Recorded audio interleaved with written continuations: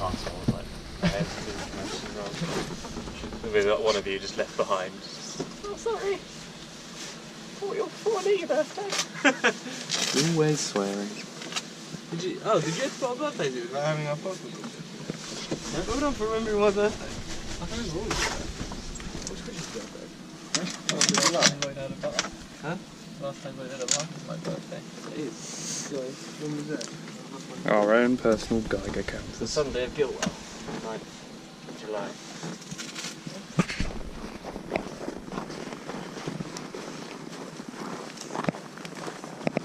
The first place we're going to see in this village is the monument to the Second World War. You will notice throughout the day that there are countless monuments like this in the both the exclusion zones and in general throughout the post-Soviet countries. This is connected to the fact that, well, the history of the Second World War has food in the shop. However, this place would have routine maintenance chemistry like washing liquids or toothpaste or things like that, and maybe some alcohol which they could not make at home. Allow me to explain why this place looks as it looks right now, so raided through. So back in the day, after the evacuation, after all the people were gone from here, this place still looked quite good. It still looked as if people just went away, as you may understand. Nothing was broken, windows were intact, the shells were after. So when the authorities allowed the local population to come in and retrieve their belongings, that's when the looters started appearing.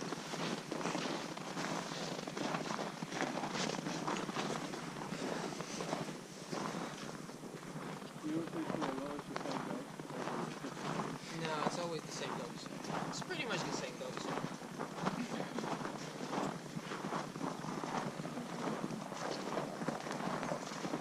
There's another dog today we will see. His name is Tarzan.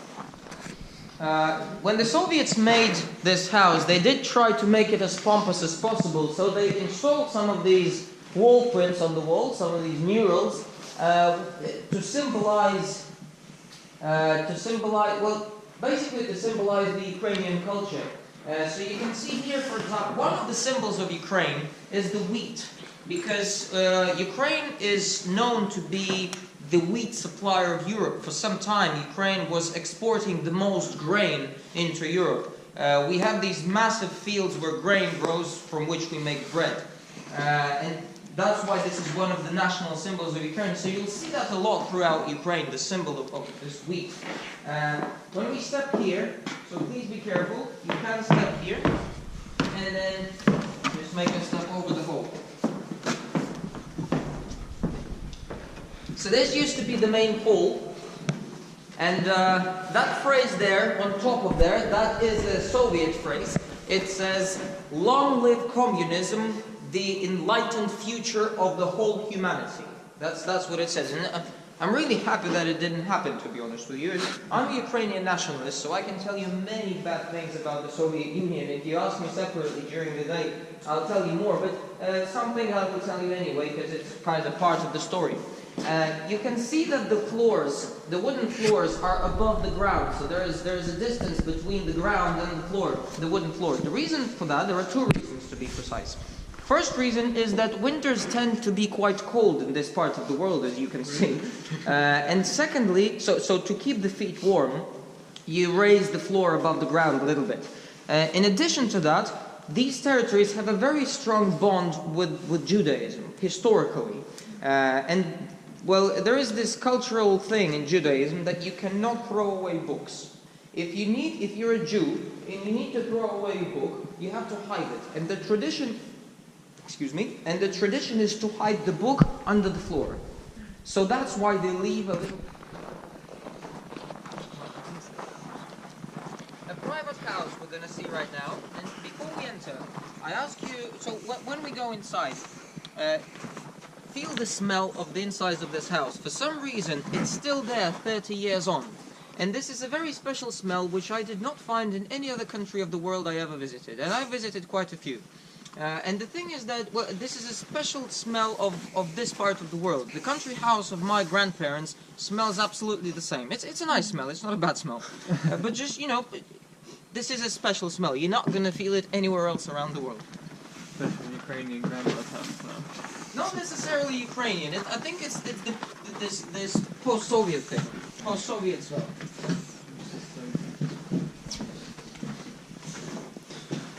This was a house, probably, this was a house of a teacher. Because all those books which you see on the ground here are educational books. Some of them are music, some of them are Russian language. That's Russian language for 4th graders. This one on the windsill here is the Ukrainian language for 5th and 6th graders. And there are these toys here and little shoes there, so I presume there were little children in this house. They lived here. Sir, you have a shoelace untied. Be careful, please. And these books are authentic. They have been here for the last 30 years. Just.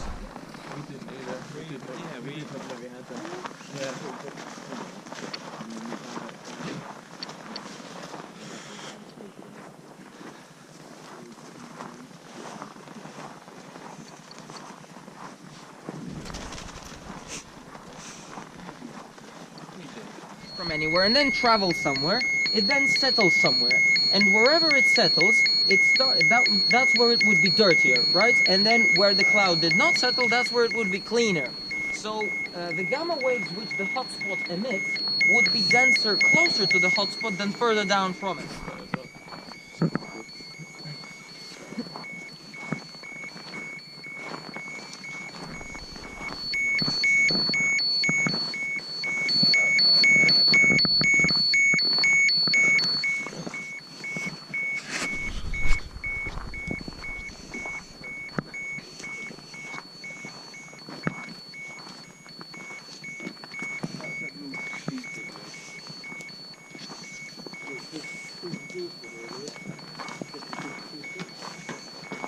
Careful, please. Slippery. Also, I told you earlier that thick concrete or thick stone shields us at least partially from gamma waves.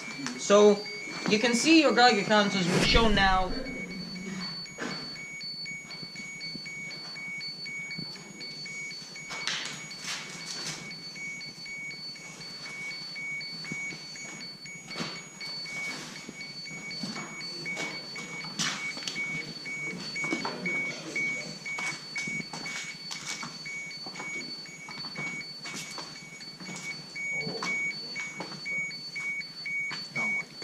Christopher's hit the creepy jackpot.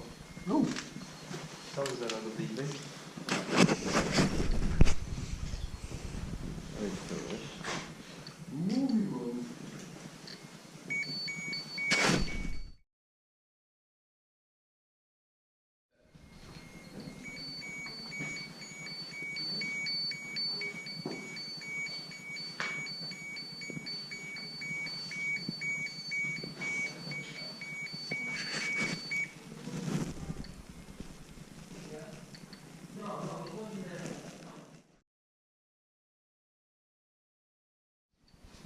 So this says medical nurse, year 1975.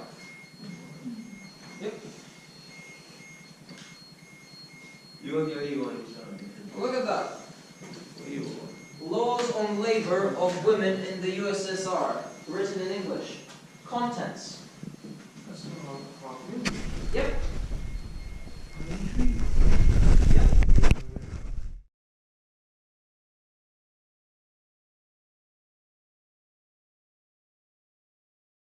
Like I told you earlier, they only started building Pripyat in 1970. Same year they started constructing unit number 1 of the Chernobyl power plant. And this is the entrance memorial to the town. But we stopped here. This field here is absolutely full. 19.3. Wow, that's big.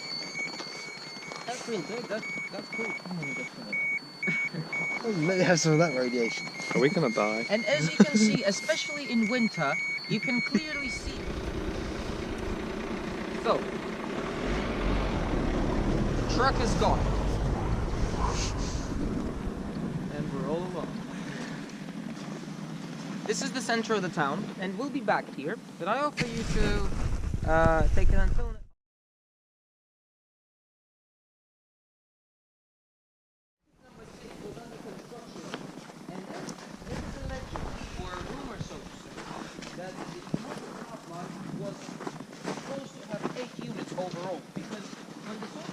found out that the Chernobyl power plant is only the third in the world, they really wanted to become the first. So they planned to build more units in the Chernobyl power plant so it becomes the biggest in the world. So Pripyat in plan was supposed to have 8 districts, and the Chernobyl power plant was there. On the second floor you would have the classroom, the one bathroom, then the first floor you would have the kitchen and the canteen for the kids to eat. This collapse here, by the way, these collapses which you're going to see today, they did not happen gradually through the years. They only started happening 2, 3, 4 years ago. So this one, for example, happened 3 years ago. This one happened 2 years ago, and in the last half a year, this collapse did change a little bit, so it keeps collapsing more and more. So they only started happening. Oh, Lloyd, you're breaking history.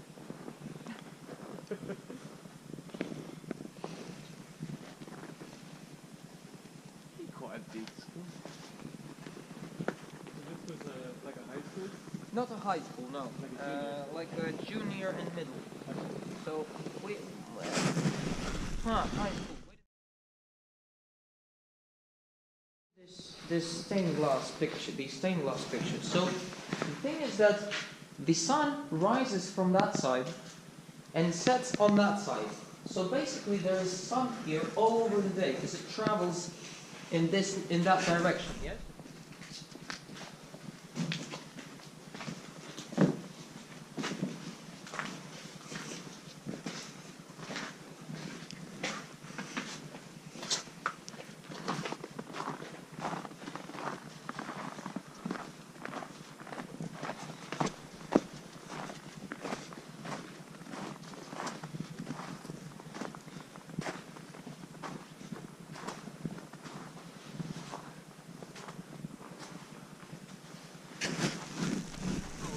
And it could get you to Kiev in just over 2 hours' time, in a very, very comfortable manner.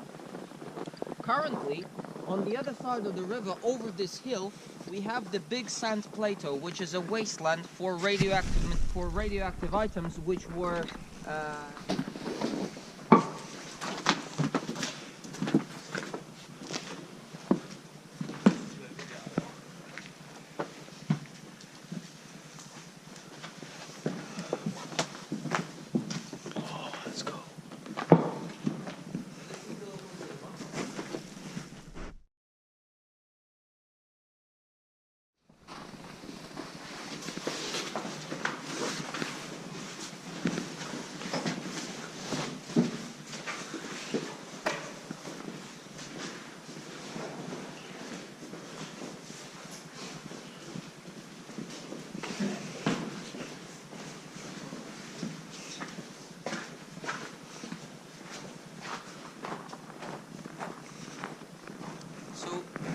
we didn't go through the rooms because there's nothing to see inside. It's just empty rooms. But this, well, that mural we saw on the other side, that's the easy part.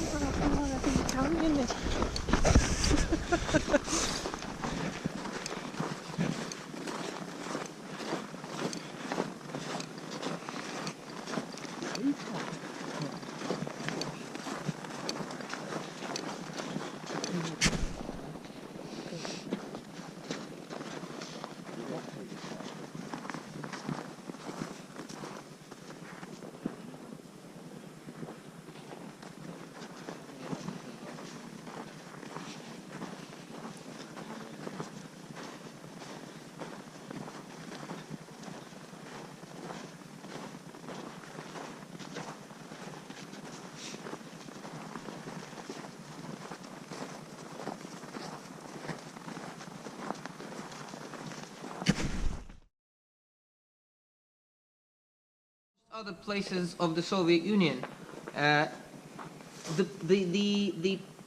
beauty of this city was impossible. If a foreigner, and every foreigner was a potential spy back in the Soviet Union, as you may understand, so if a foreigner was taken, if a VIP foreigner was taken, would come to the Soviet Union, he would be taken here, and he would have a guide like myself, probably a KGB agent, as you may understand. and he would be taken around this town like I'm walking with you now, and then the foreigner would say, wow, this is such a beautiful city, such young intelligent people, such a variety of foods, everything is so beautiful and clean. And the guy would say, yep, and this is not even the capital. And the foreigner would never be taken to the capital, because capitals are cities of contrast. The capitals are never so clean and beautiful.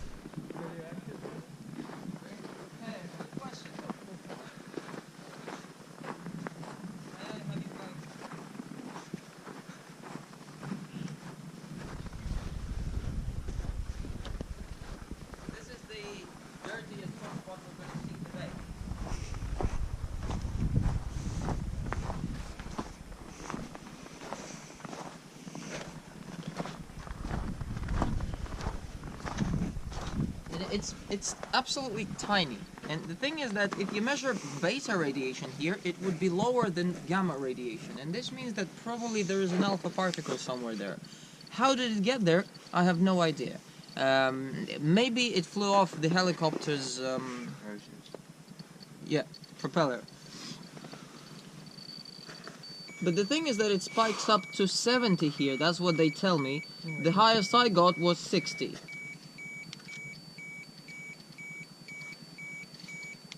Very high.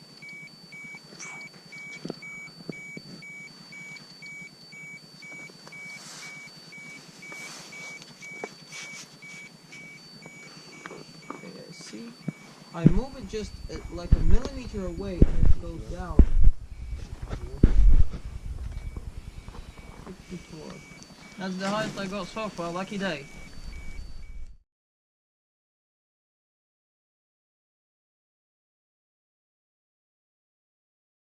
The bell tolled, so when the bell rang, when the hour X took place, there already were hands prepared to...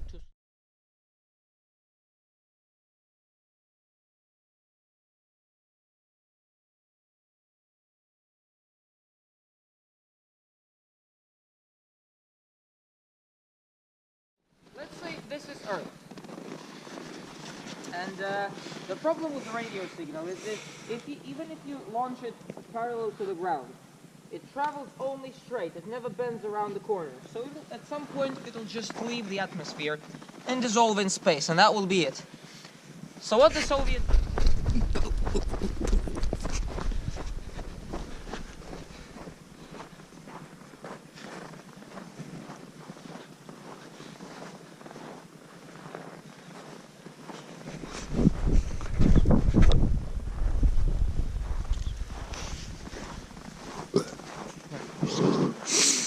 It's all that broth that we had for lunch. Beetroot broth.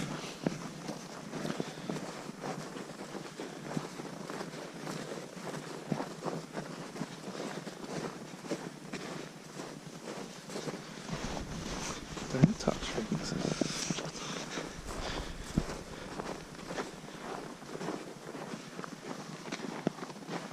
You want to get warmer? Enough for you to play with this guy. Game connected to this station. The game was called 32 Minutes because this station, it was able to analyze those exhaust fumes and give you a result about whether there has been a nuclear launch or not. 32 minutes before the rocket was due to land somewhere in the Soviet Union. So I have a question to you, ladies and gents. Well, as young, as intelligent, successful, interesting you are, if you knew right now that you have 32 minutes left to live, for a fact, what would you do? I mean, what can you do? 32 minutes. 32 minutes. You got half an hour to live. What would you do? Where am I? Here. Wherever you are. Oh, if it was here, take more pictures. What if you're not here? I don't mind. I don't care. For example, you can do anything. What would you do? I hope I'm important enough to have my own bunker. Good. Okay, good. But let's say a bunker wouldn't save you. You have 32 minutes left to live. That's it, for a fact. No matter whether you're the richest person or not. Get really, really drunk. Get drunk. So I don't think Yeah. you can even get drunk in half an hour. Yeah, you can. You You can. fast enough? The right I can stuff. tell you that the statistics, I ask all the tourists, every tourist group, I ask the same question. And I can tell you the statistics. So 70% say they'd get drunk. 70%. 20% say they'd have sex. 10% say they would call their relatives or loved ones to, you know, say goodbye. I'm horrible. 2 people so far said they would pray. 1 person said suicide. Oh my god. Just the statistics for you. So Well, the me and the idea of 70% this are having a game great from time. back in the Soviet Union, and this is a game which appeared among around these 3 stations, around the personnel which was responsible for maintaining these stations. The game 32 minutes meant that if the station gives you a positive reply stating that there is basically 32 minutes until a touchdown, then you have to drink 1 liter of vodka in a half an hour. Well, if you manage to do it, hooray, you die drunk. If you don't manage to do it, well, sorry loser, you die sober. That's the only difference, basically.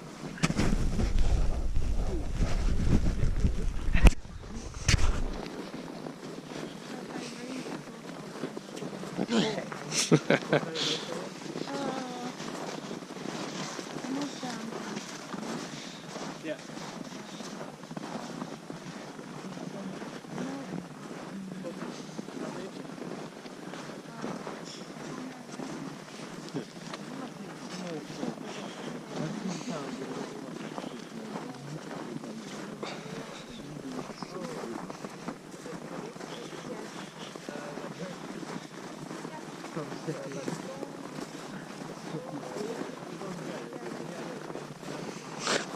He's burying him in the snow.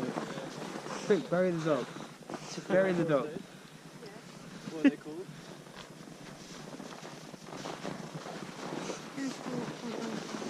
Oh,